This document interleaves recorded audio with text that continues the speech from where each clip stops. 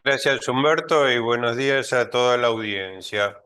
Bueno, para tratar todo lo que se relaciona a inversiones financieras de empresas en el exterior, es muy importante tener en cuenta la normativa cambiaria.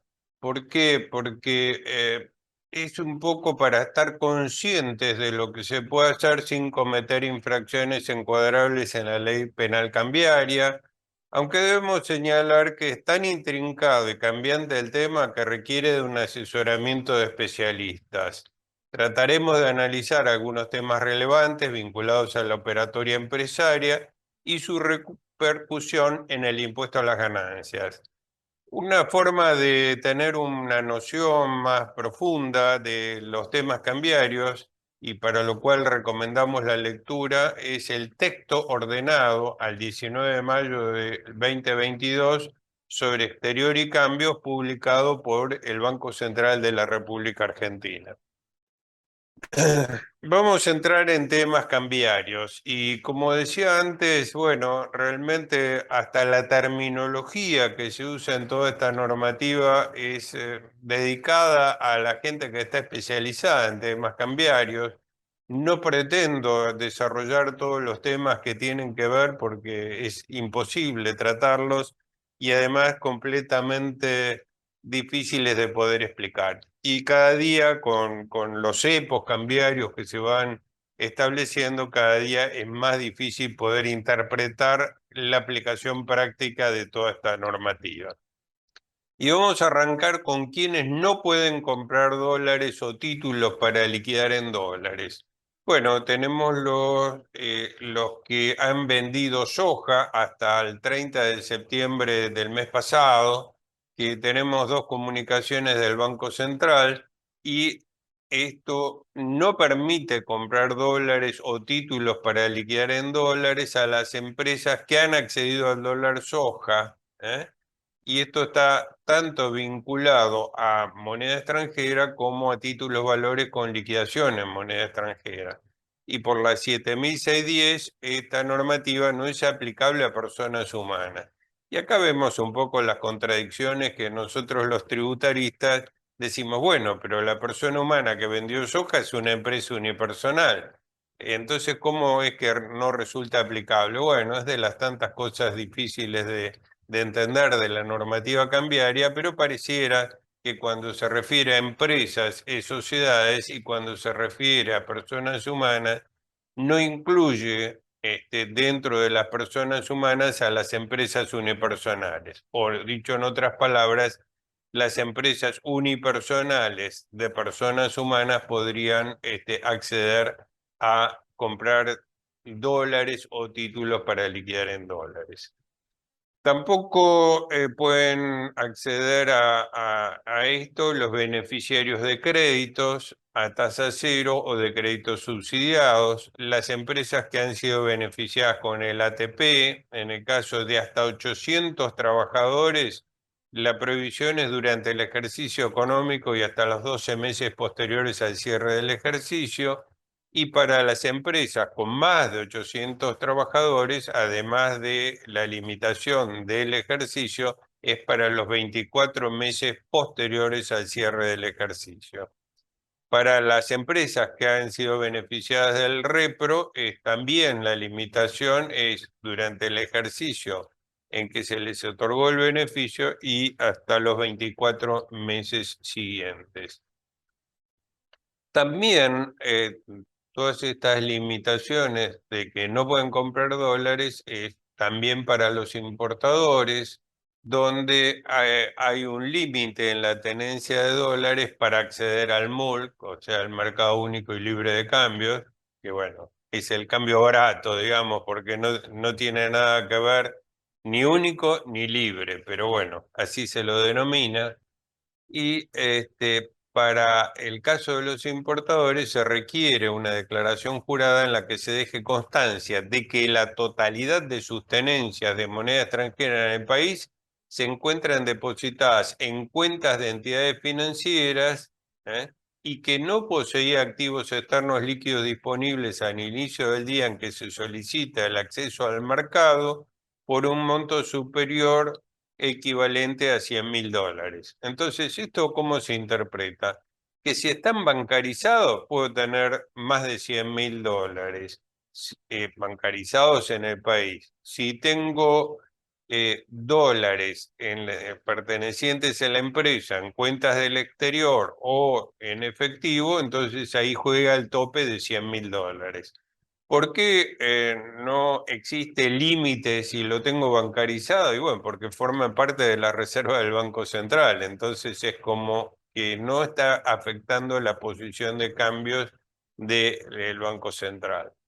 Se requiere una declaración jurada respecto a operaciones con títulos valores de no haber concertado en los 90 días anteriores y compromiso de no concertar en los 90 días subsiguientes operaciones en títulos valores con liquidación en moneda extranjera, o sea, esto incluye, por ejemplo, CDRs.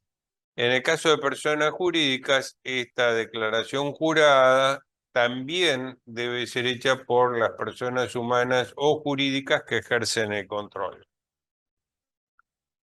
Y debemos de tener presente algo que muchas veces lo dejamos pasar por alto, que es el relevamiento de activos en el exterior.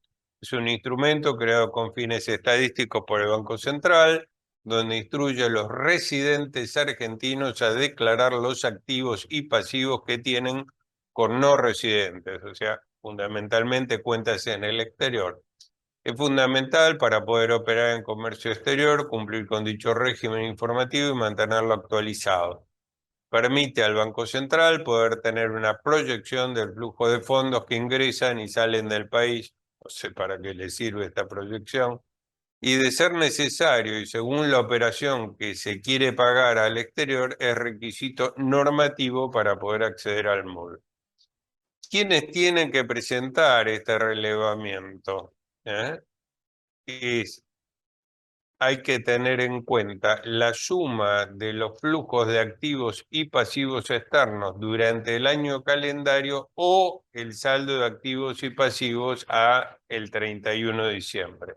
O sea, uno de los dos parámetros, o sea, flujos de activos y pasivos, entradas y salidas, o el saldo al 31 de diciembre. Si el monto de estos dos límites es inferior a 1.000.000, no se presenta declaración jurada. Si el monto es entre 1 y 10 millones, va una declaración anual simplificada. Si el monto es entre 10 y 50 millones, declaración anual. Y para más de 50 millones es declaración trimestral. Las rentas del exterior, ¿cuándo hay obligatoriedad o no de liquidar divisas? Hay excepciones a la liquidación de divisas, 5 días hábiles, por determinadas compensaciones con importaciones o pagos financieros. También se pueden destinar los fondos recibidos a la acreditación en moneda extranjera de titularidad del cliente en entidades financieras locales. O sea, hice una exportación de bienes, tengo 5 días hábiles para liquidar la operación. Una forma de liquidarla es ingresar los dólares y mantenerlos bancarizados en el país. O sea, esto no es que evita pasar por el MUL, sino que difiere su realización. Siempre estoy obligado a liquidarlo por el MUL, pero interinamente lo puedo tener en una posición en dólares bancarizado en el país. En el caso de exportación de bienes, bueno, esto, digamos, siempre es obligatorio liquidarlo, tenemos los 5 días de plazo con todas sus complicaciones, y todos los controles de cumplimiento que tienen los exportadores. No vamos a entrar en este tema porque realmente es demasiado complejo, pero sí nos interesa hablar porque puede tener mucha repercusión, es el cobro de exportación de servicios, donde sí existe la obligación y de que los cobros por la prestación de servicios por parte de residentes a no residentes deben ser liquidados en el MULC dentro de los 5 días hábiles a partir de su percepción. Notamos que no se trata solamente de la exportación de servicios, sino que la definición es mucho más abarcativa. Por ejemplo, el asesoramiento profesional en el país, realizado dentro del país a un no residente, eso no es una exportación de servicios, pero es un servicio prestado por un residente a un no residente. Pongo ejemplos claros, o sea, si en una zapatería ubicada en la ciudad de Buenos Aires viene un turista y compra un par de zapatos, eso es la venta de un bien, no es exportación del bien y la zapatería no tiene obligación de liquidar esos dólares por el mercado libre y único de cambio. Ahora, si vienen a nuestro estudio un no residente y le prestamos un asesoramiento profesional en el país en nuestro estudio, no estamos frente a una exportación de servicios, pero sí estamos prestando un servicio a un no residente y el cobro en moneda extranjera nos obliga a liquidarlo por el mercado libre y único de cambio. Y vamos a ver que hay un montón de casos que encuadran en esta definición. Según el Banco Central, la definición de exportación de servicios comprende, entre otros, los fletes, servicios de pasajeros, otros servicios de transporte, turismo y viajes, servicios de construcción, seguros, servicios financieros, servicios de telecomunicaciones, información e informática, cargos por el uso de la propiedad intelectual, servicios de investigación y desarrollo, servicios de consultoría profesional y en administración, servicios técnicos relacionados con el comercio exterior y otros servicios empresariales, servicios audiovisuales y conexos, servicios personales, culturales y recreativos, incluidos los derechos y premios de los deportistas y o entidades deportivas y servicios del gobierno. Como verán, es bastante amplio. Y acá tomemos además del asesoramiento profesional, el turismo, o sea, un hotel que está recibiendo a un turista extranjero, prestación de servicio, comprendido dentro de esta definición, y si el turista no residente en la República Argentina le paga moneda extranjera, eso debe liquidarlo el hotelero por el MUL. Y ahora vamos a ver ejemplos de rentas del exterior, cuáles tenemos la obligatoriedad o no de liquidar divisas.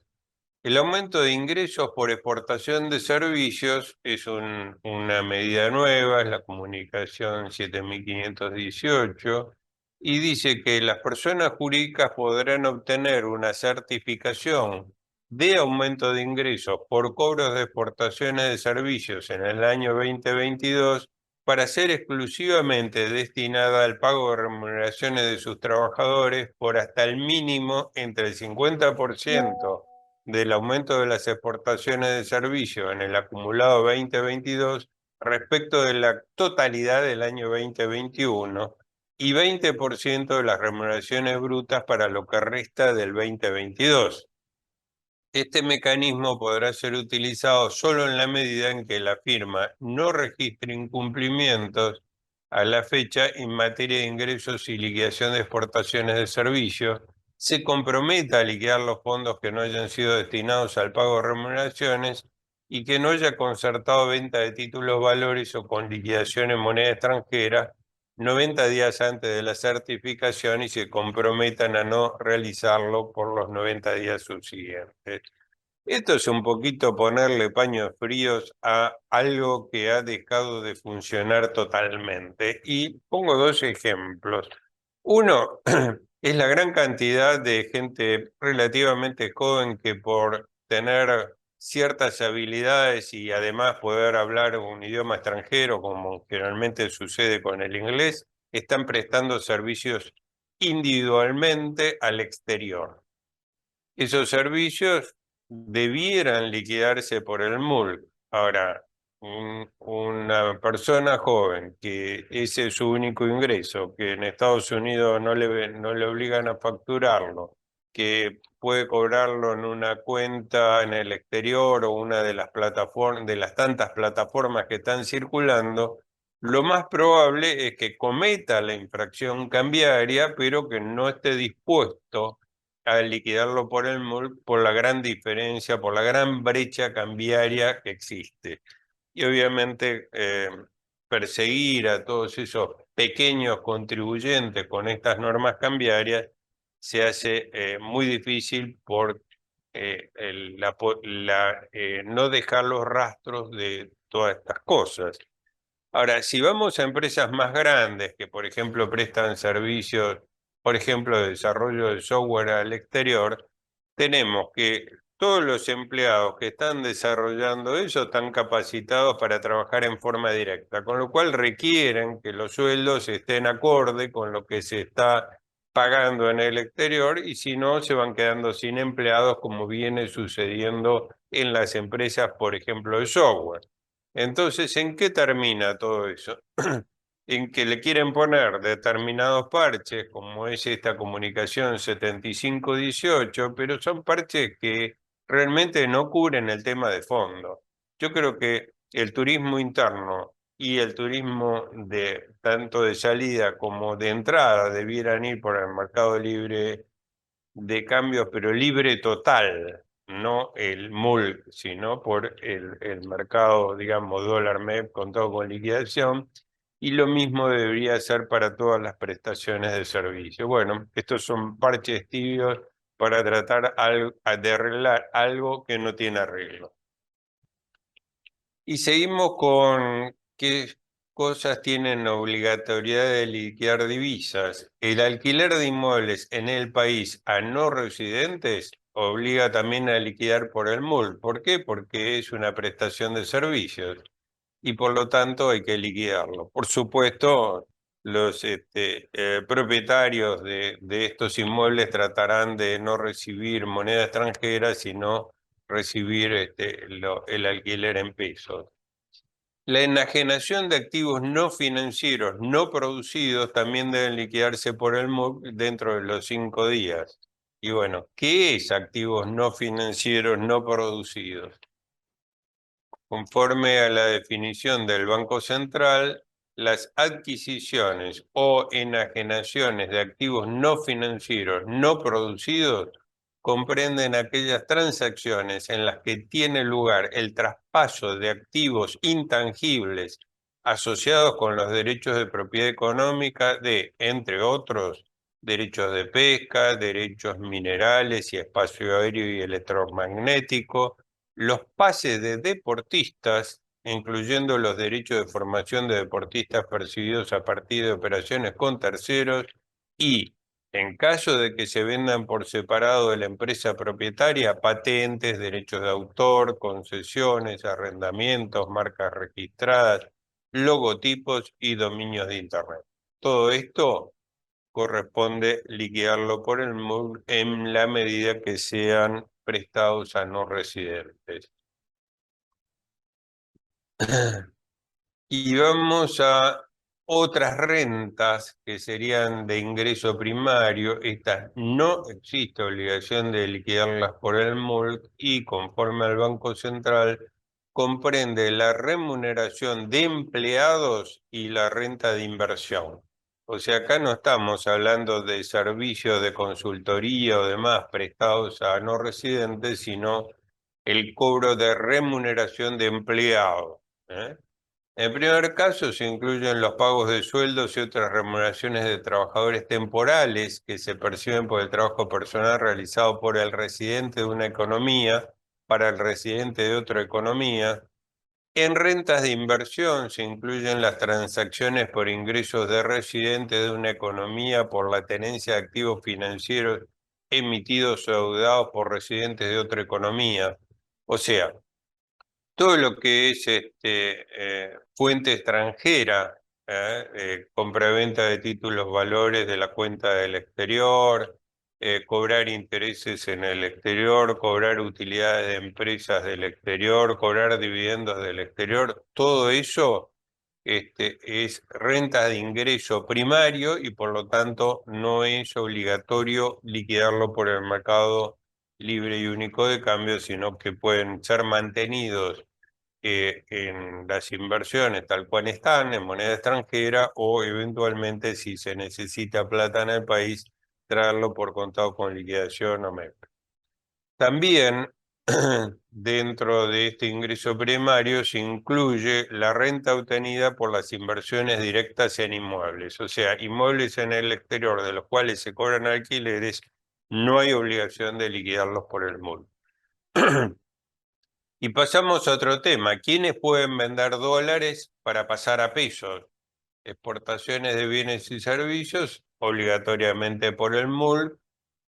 Existencia en el país o en el exterior, son pocas las limitaciones. O sea, si salgo de los que están obligados a liquidar por el MUL, son pocas las limitaciones existentes para pasar de dólares a pesos utilizando contado con liquidación o MEP. O sea, habíamos visto las restricciones al revés, para pasar de pesos a dólares, pero de dólares a pesos es más fácil. Se puede transferir moneda extranjera desde el exterior del país y los fondos recibidos pueden permanecer depositados en el banco local, retirarse en moneda extranjera o liquidarse en pesos por contado con líquido MEP.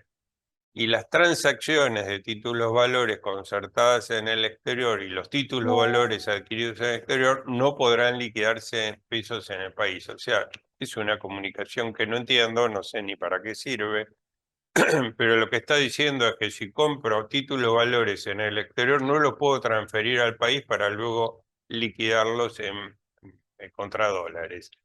Pero veamos, es una medida que no veo el sentido porque esos títulos valores los puedo negociar en el exterior, generando los dólares en el exterior, transferir los dólares del exterior al país y después pasarlo por contado con liquidación en MEP. Con lo cual la limitación no la entiendo.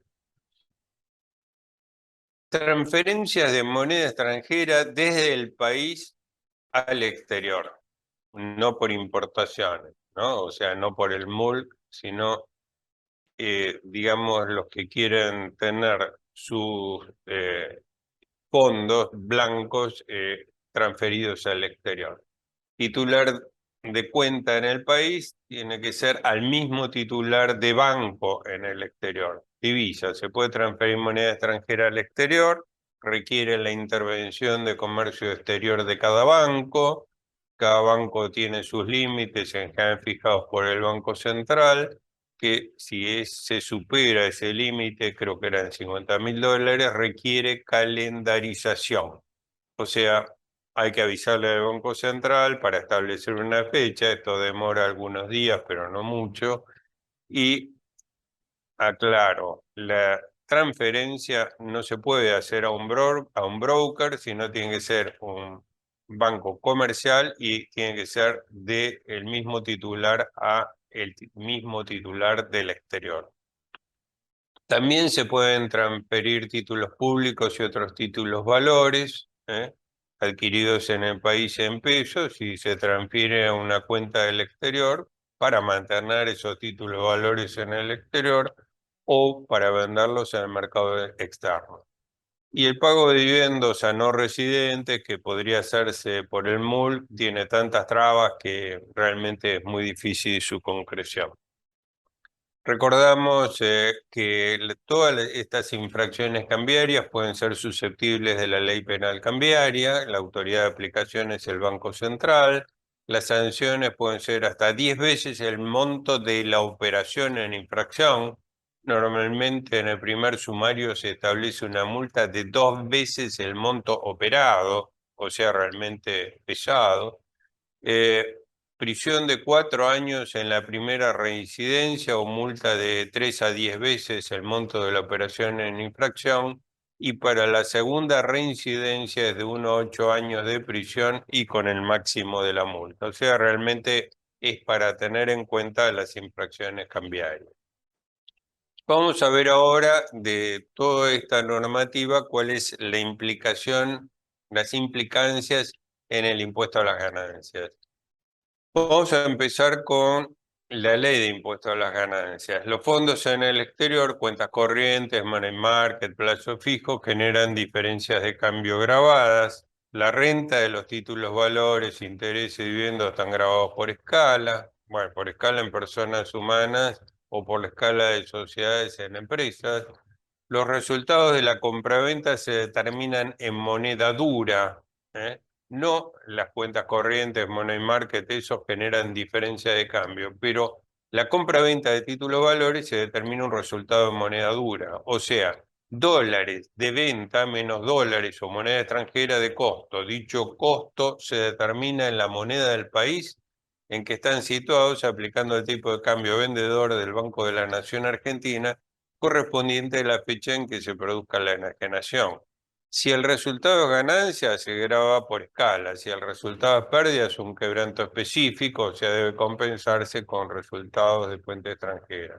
En todos estos casos, se convierte a peso conforme la cotización de la divisa del Banco Nacional Argentina a la fecha de la operación. Esto, en un contexto inflacionario, hace que tengamos que elegir cuál es la mejor fecha desde el punto de vista de realizar las operaciones con títulos valores. ¿Cómo se evalúa la tenencia de fondos y títulos valores? Cuentas corrientes, money market, plazo fijo, el valor de la cotización de la divisa comprador del Banco de la Nación Argentina al cierre del ejercicio. Las acciones, cuotas y participaciones sociales, cuotas parte de fondos comunes de inversión, fideicomisos financieros, títulos públicos, demás títulos valores. O sea, todos los demás títulos valores al valor de costo. Eso de valor de costo es diferente a la normativa contable donde en general se los valúa a valor de mercado. Ahora, ¿cómo tratamos estas inversiones en el exterior en el ajuste por inflación impositivo? Los activos en el exterior no son computables en el ajuste por inflación estático. La verdad que esto es un disparate, pero este disparate viene porque cuando se generó el ajuste por inflación, no se grababan las rentas de fuente extranjera. Luego fueron grabadas y nunca se modificó el ajuste por inflación. Con lo cual, acá estamos con un problema que vamos a profundizar. Los aportes o retiros de estas cuentas para su afectación a actividades que generan renta de fuente argentina generan ajuste dinámico. Como consecuencia de esto, los fondos en el exterior, cuentas corrientes, money market, plazo fijo, generan diferencia de cambio grabado y no tienen protección en el ajuste impositivo por inflación. O sea, en un contexto inflacionario tenemos una diferencia de cambio muy significativa. Sobre esa diferencia de cambio vamos a tener que pagar impuestos a las ganancias, siempre hablamos de sociedades, y cero protección en el ajuste por inflación. O sea, un pésimo resultado impositivo, esto no hay que hacerlo.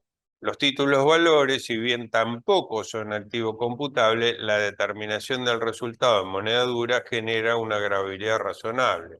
O sea, no tengo ajuste por inflación, pero la protección la tengo por la forma de calcular el resultado.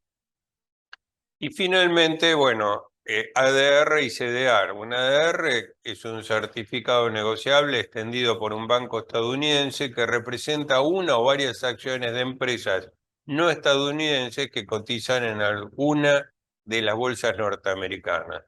Por su parte, este certificado simboliza la porción de las acciones de otros países que circulan o se comercializan en dichos mercados. El ADR, que contiene acciones de una empresa argentina, que ese ADR por ahí se está negociando en Estados Unidos, pero por más que se negocie en Estados Unidos, por más que esté en un banco del exterior, es un bien en el país. ¿Por qué? Porque está emitido por una empresa argentina.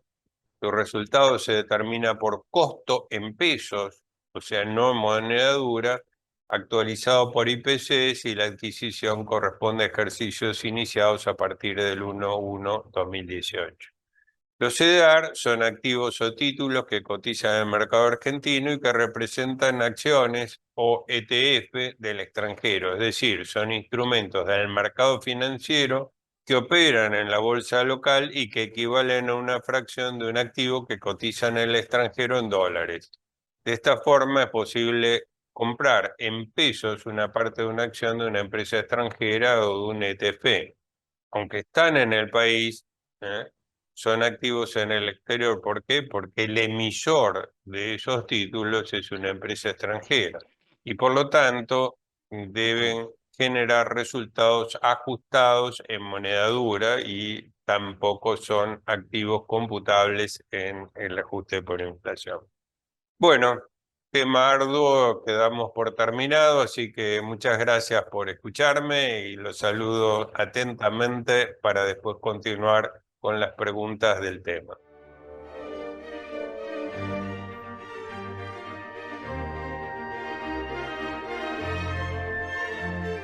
Bueno, yo tengo también dos preguntas. Una es una empresa argentina con cuenta en el exterior. ¿Puede pagar servicios recibidos del exterior utilizando el MULC, tarjeta corporativa del país o debe pagar desde la cuenta del exterior? Bueno, acá son dos temas distintos. Uno es los servicios. En la medida que la cuenta en el exterior exceda los $100.000, el MULC no le dará acceso para pagar los servicios, tendrá que usar los fondos de la cuenta del exterior.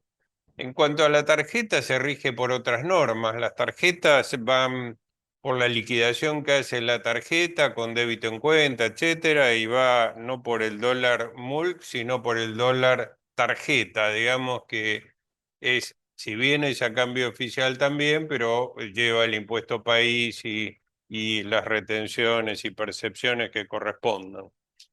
Em, la otra pregunta está referida a la comunicación 6401.